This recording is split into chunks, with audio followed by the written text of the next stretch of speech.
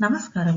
ఈరోజు మనం సంస్కృత సంధులలో పరరూప సంధి గురించి తెలుసుకుందాము.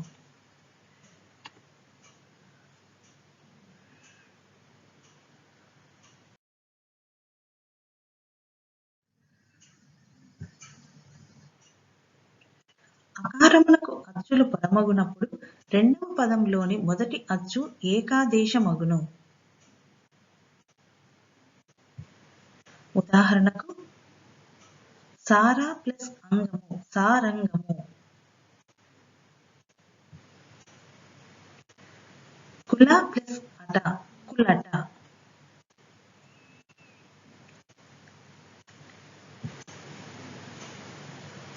బింబ ప్లస్ ఓష్టి బింబోష్టి,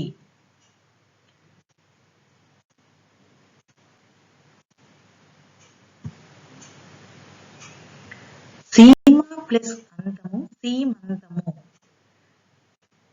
చూస్తూ ఉన్నారు కదా, అకారం పరమగునప్పుడు రెండవ పదంలోని మొదటి అచ్చు ఏకాదేశం అవుతుంది.